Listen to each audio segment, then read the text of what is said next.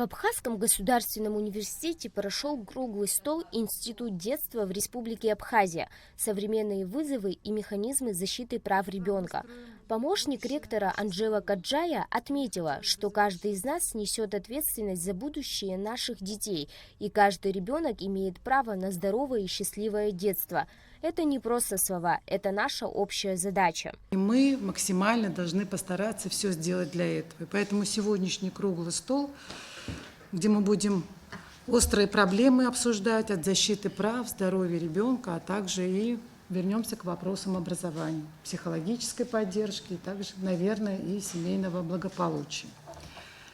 Я думаю, что он будет продуктивным. Я всем желаю, чтобы мы продуктивно поработали. Потому что, защищая детство, мы строим будущее нашей страны.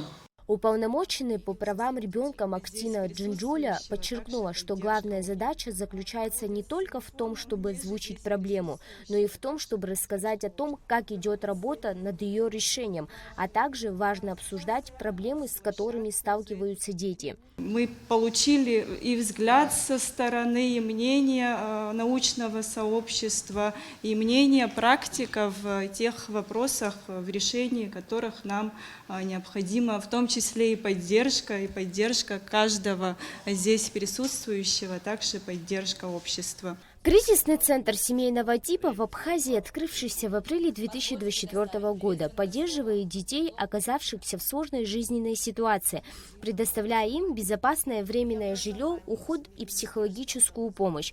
За 2 года работы центр прошли 50 детей, из которых 14 продолжают проживать здесь.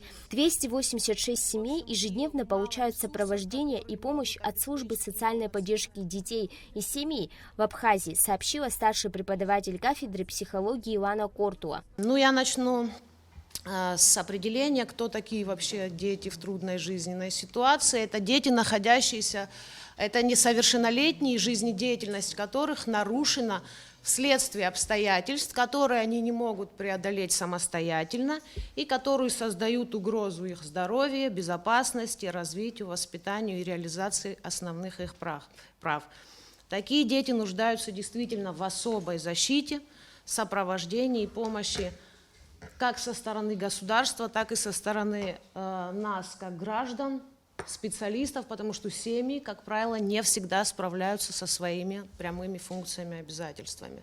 За 8 лет работы службы 3426 семей получили социальную поддержку и сопровождение, а по состоянию на 1 июля 732 семьи находятся на социально-мониторинговой службе. Основные проблемы детей в таких семьях – отсутствие документов, недоступность медпомощи, выпадение из образования, насилие, жестокое обращение, ненадлежащая опека, бедность, небезопасные жилищные условия, угроза жизни и здоровью.